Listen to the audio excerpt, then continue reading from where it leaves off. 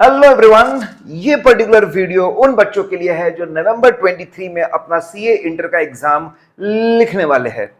अभी बच्चों के मन में एक $1 मिलियन क्वेश्चन होता है, बहुत बड़ा क्वेश्चन होता है कि क्या हम बोध ग्रुप की तैयारी के बारे में सोचे या फिर हम एक सिंगल ग्रुप के बारे में सोचे, ग्रुप 1 या ग्रुप 2 के बारे में सोचे, या फिर एक ग्रुप और कुछ सब्जेक्ट को लेकर हम लोगों ने हमारी स्ट्रेटेजी बनानी चाहिए। इस वीडियो में हम बहुत सारी इंपॉर्टेंट बातें डिस्कस करने वाले हैं। इसके बेसिस पे आप एक अच्छा डिसीजन ले पाएंगे। इसमें हम लोग क्या क्या डिस्कस करने वाले हैं? हम लोग इसमें 3 बातें डिस्कस करने वाले हैं। सबसे पहले एडवांटेजेस क्या होते हैं बोध ग्रुप की एग्जाम देने के, डिसएडवांटेज क्या हो सकते हैं बोध ग्रुप की तैयारी करने के, और कैसे आपकी पर्टिकुलर सिचुएशन को एनालाइज किया जाए। इसमें बड़ी प्यारी चीज आपको मैं देने वाला हूं और आपको पूरी हेल्प करने वाला हूं ये डिसीजन अच्छे से लेने में। सबसे पहले हम बात करते हैं एडवांटेजेस की। तो सबसे पहला एडवांटेज है सेट ऑफ का। सर, ये सेट ऑफ क्या होता है? अगर मैं बोलता हूं कि आपको ग्रुप 1 में 230 मार्क आपको मिलते हैं, 30 मार्क्स एक्स्ट्रा, और ग्रुप 2 में आपको 170 मार्क्स मिलते हैं, तो जो 30 मार्क्स आपको एक्स्ट्रा मिले थे और ग्रुप 2 में 30 मार्क्स का शॉर्टफॉल था, वो एक में को कॉम्पनसेट कर देंगे और आप बोथ ग्रुप पास हो जाएंगे। यस, आपके सामने मैं खड़ा हूं, सी रवि टावरी। मैं रैंक होल्डर था सी इंटर में, लेकिन मैं सेट ऑफ से पास हुआ था। मेरा एक ग्रुप एक तरफा चलता था, सारे स्कोर्स 80 प्लस चलते थे, और एक ग्रुप थोड़ा सा वीक चलता था। तो जो स्ट्रॉन्ग ग्रुप था उसकी मदद से मैंने वीक ग्रुप को बाहर निकाल दिया। ये एडवांटेज मिलता है, जो बहुत बड़ा एडवांटेज है, और बहुत सारे बच्चे सेट ऑफ का फायदा लेकर पास होते हैं। फिर देखिए, मैं खुद एक रैंक होल्डर हूं और आजीवन, ठीक है, जब तक मैं रहूंगा तब तक बड़े गर्व से मैं बोलूंगा कि मैं रैंक होल्डर हूं। रैंक लाने का मौका आपको एक ही बार मिलता है इंटर फाइनल में, जब आप बोथ ग्रुप एक साथ क्लियर करते हो। एक ग्रुप देकर आप रैंक नहीं ला सकते। अगर आप सोच रहे हो कोई बहुत अच्छी फॉर्म में आर्टिकलशिप करे, बिग 4 में आर्टिकलशिप करे, बड़े फॉर्म में आर्टिकलशिप करे, तो आपको प्रेफर किया जाएगा अगर आपने बोथ ग्रुप्स क्लियर किए एक साथ। तो फ्यूचर जॉब की भी अगर मैं बात करता हूं, ठीक है, बहुत कम बच्चे ऐसे होते हैं जो फर्स्ट अटेम्प्ट में अपना फाउंडेशन, इंटर, फाइनल सब कुछ निकालते हैं। डेफिनेटली उनको थोड़ा प्रेफरेंस दिया जाता है। तो आपके पास में फिर एक मौका होता है कि आप फर्स्ट अटेम्प्ट में क्लियर किए हुए चार्ट अकाउंटेंट खुद को कहलाए। जब एक एक ग्रुप देते हो तो ये इसकी 2 अटेम्प्ट की काउंटिंग होती है, ठीक है। हाँ, डेफिनेटली आपके बहुत जॉब प्रोस्पेक्ट्स कम हो जाएंगे, ऐसा नहीं है, लेकिन वो भी एक गर्व की बात होती है और सीवी पे आपको चमकाती है। अगर मैं सिंगल ग्रुप देने की स्ट्रेटजी की बात करूं, तो आपने तो ऐसे ही मान लिया कि आपको 2 अटेम्प्ट लगेंगे। आप एक अटेम्प्ट में एक ग्रुप निकालेंगे, फिर आप दूसरा ग्रुप निकालेंगे, और खुदा ना खास्ता अगर एक अटेम्प्ट में एक ग्रुप ना निकले आपका, ठीक है, तो फिर अगली बार बोथ ग्रुप देने में आप थोड़ा घबरा सकते हो, क्योंकि आपने मेंटली खुद को ये बोल दिया है कि यार मैं तो सिंगल ग्रुप ही दे सकता हूं। करेक्ट? इसीलिए ये साइकोलॉजिकली भी आप आपके दिमाग को समझा देते हो कि भाई मैं तो एक ग्रुप के लिए ही बनाऊं। फिर अगर मैं बात करूं, मैंने देखा है कि जो बच्चे बोध ग्रुप की प्लानिंग करते हैं वो सिंसियर एटीट्यूड से चलते हैं। वो अपने समय को बहुत अच्छे से यूज करने के बारे में बहुत पहले से सोचते रहते हैं। पढ़ाई भी एकदम सही करते हैं ना, एकदम डेप्थ में जाकर ये सब्जेक्ट क्यों आया, ठीक है, और हजारों कोरिलेशन इस तरीके से नहीं पढ़ते, रीजनेबल डेप्थ में पढ़ते, जितना एग्जाम में क्वेश्चन है उस तरीके से पढ़ते हैं। रीजनेबल प्रैक्टिकलिटी भी कवर करते, बढ़िया बैलेंस तरीके से पढ़ते, और विनर माइंडसेट होता है कि हम कर लेंगे। जबकि मैं देखता हूं कभी कभी सिर्फ एक ग्रुप की तैयारी जो कर रहा है, वो ऐसा हो जाता है, मैं पढ़ूंगा ना, देखूंगा ना, करो, अभी भी तो टाइम है मेरे पास में, या फिर एक अलग लेवल की डेप्थ में चले जाते हैं जिसकी जरूरत नहीं हो जाती, और बहुत ज्यादा अपनी पढ़ाई को स्लो कर देते हैं।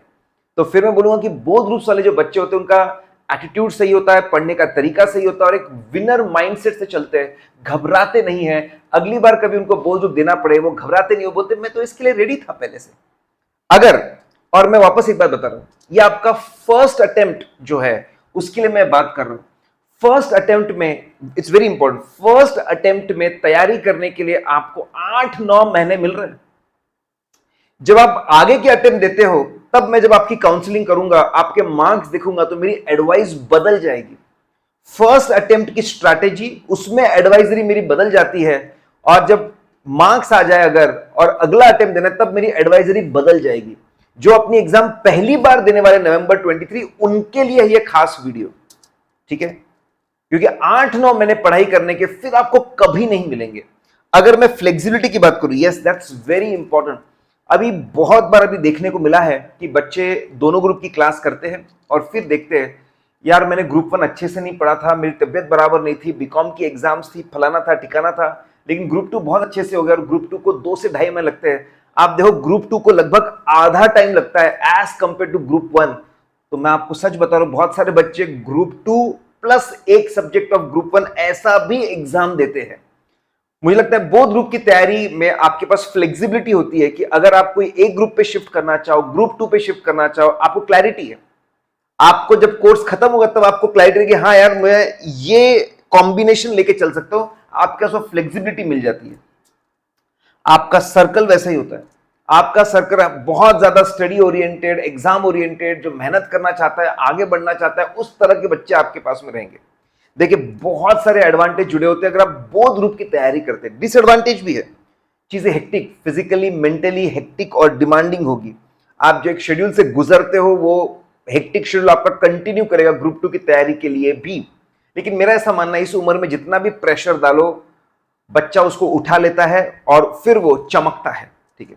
लेकिन अगर प्रॉपर आपका एनालिसिस नहीं है, स्ट्रैटेजी नहीं है, तो ये आपके ग्रुप 1 को डैमेज कर सकता है। यस, आपको केयरफुली चलना पड़ता है, सही गाइडेंस लेना पड़ता है, रेगुलर डिस्कशन करनी पड़ती है, अपनी सिचुएशन को समझना पड़ता है और फिर आगे बढ़ना पड़ता है। अभी मैं जो आपको बताने वाला हूं, हम एक बड़ा प्यारा सा हम लोगों ने एक फॉर्म डिजाइन किया है, उसको आप भरिए, अपनी इंफॉर्मेशन डालिए, ठीक है। हमारी टीम आपको इंडिविजुअल व्हाट्सएप या मेल करके बताएगी कि आपके लिए क्या स्ट्रैटेजी सूटेबल हो सकती है, उसका बेसिस ये भी आपको बताने वाली है। That's very important. अभी मैं आपको फॉर्म बताऊंगा। फाइनेंशियल रिसोर्सेज भी, अगर किसी को फाइनेंशियल प्रॉब्लम है तो फाइनेंशियल रिसोर्सेज भी लगते हैं क्लासेस के लिए, रहने के लिए। वी स्मार्ट में ईएमआई फैसिलिटी होती है, अगर आप ईएमआई पे क्लासेस लेना चाहते हैं। Negligible rent, take my words guys, negligible interest, rent नहीं, निग्लिजिबल इंटरेस्ट पे आपको फाइनेंसिंग मिल जाती है और आप ईएमआई में कन्वर्ट कर सकते हैं अपने क्लासेस के खर्चे को। अब कैसे एनालाइज करिए, बहुत सारी बातें, आपका स्टेटस क्या है, कॉन्सेप्चुअल क्लैरिटी क्या है, कॉन्फिडेंस क्या है, बहुत सारी बातें। देखिए एक फॉर्म हमने एक स्टडी एनालाइजर फॉर्म बनाया है। इसकी लिंक आपको इस वीडियो के डिस्क्रिप्शन में मिल जाएगी, वहां पर आप देखिए। और इसके अलावा हमारा मिशन, वी स्मार्ट मिशन नवंबर 23 सीए इंटर का एक बड़ा प्यारा सा चैनल है। एज अ फैमिली हम लोग इसके अंदर जुड़े हुए हैं और सब एक में को हेल्प करके हम बहुत आगे ले जाना चाहते हैं, अपने परफॉर्मेंस को बेहतर से बेहतर बनाना चाहते हैं, ठीक है। वहां पर भी आपको इसकी लिंक मिल जाएगी, उस चैनल की भी लिंक मैंने डिस्क्रिप्शन में दी हुई है। स्टडी स्टेटस एनालाइजर, आपको आपका नाम बताना है, बेसिक चीज है, क्योंकि हमारी टीम आपको कांटेक्ट करेगी, आपको मेल करेगी, व्हाट्सएप करेगी, तो आपका नाम तो पता होना चाहिए। फोन नंबर, ईमेल, एज भी कुछ हद तक वो भी हमारे एनालिस्ट के काम का है। आपको बताना है सीए फाउंडेशन सीपीटी आपने कितने अटेम्प्ट्स में क्लियर किया, या फिर आप डायरेक्ट एंट्री के स्टूडेंट्स हैं, ये बताना है। ये एनालिसिस में बड़ा काम आता है। आपको बताना है आपको कितने परसेंट मार्क्स मिले, 50, 55%, 60%, 70%, डायरेक्ट एंट्री है। आपको यह भी बताना है कि आपके ग्रुप 1 के सब्जेक्ट का क्या स्टेटस है, accounts, DT, IDT, law, cost, क्या स्टेटस है, येट टू स्टार्ट है, यह बताना है। या फिर कॉन्सेप्चुअल क्लैरिटी में दिक्कत है कहां कहां पे, नहीं यार वो भी मेजर, देखो एक आध दो चीजें, कुछ चैप्टर्स हमारे वीक होना, दैट्स एब्सोल्युटली फाइन, लेकिन नहीं सर मेजर पोर्शन में कॉन्सेप्चुअल क्लैरिटी बिल्कुल ही नहीं जम रहा, ठीक है, वो आपको बताना है। आपको बताना है सभी सब्जेक्ट्स में क्या स्टेटस है, टोटल आवर्स, आप जो भी क्लास हो, आपका फेस टू फेस क्लास हो, ऑनलाइन क्लास हो, ठीक है, रिकॉर्डेड बैच हो, नंबर ऑफ आवर्स आपके कितने हैं, अप्रोक्सीमेट आप बताइए, नंबर ऑफ आवर्स कितने हो चुके हैं और अभी और कितने बाकी है, ये आपको बताना है, कितना बाकी है समय। फिर आप डेली कितने लाइव, ऑनलाइन या फिर फेस टू फेस क्लास कितने, मतलब यार इतने घंटे तो सर मेरे यहीं पे कंज्यूम होते हैं, वो हमको पता होना चाहिए। जब हम आपको एडवाइजरी दे तो ये हमको काम आएगा। आप आर्टिकलशिप में है, काम कर रहे हो, कितने घंटे, वो भी। फिर इसके अलावा आपकी अभी प्लानिंग क्या बोलती है, सिंगल ग्रुप देना है आपको, बोथ ग्रुप देना है, या फिर आपने डिसाइड नहीं किया, वो भी हमको बताइए। ये इंफॉर्मेशन हमारे पास आने के बाद हम एनालाइज करके आपको बताएंगे कि आपके लिए कौन सी स्ट्रैटेजी ज्यादा सुटेबल हो सकती है और कैसे आपने आगे बढ़ना चाहिए। गाइस, तो हम आपके साथ बने हुए हैं, हर इंपॉर्टेंट क्वेश्चन को हम बहुत अच्छा आपको गाइड करेंगे। आप उसको फॉलो करते रहिए, रिस्पॉन्ड करते रहिए। हम एक साथ मिलकर नवंबर 23 को बहुत अच्छा हमारा अटेम्प्ट बनाएंगे, बहुत अच्छा रिजल्ट हम लेकर आएंगे।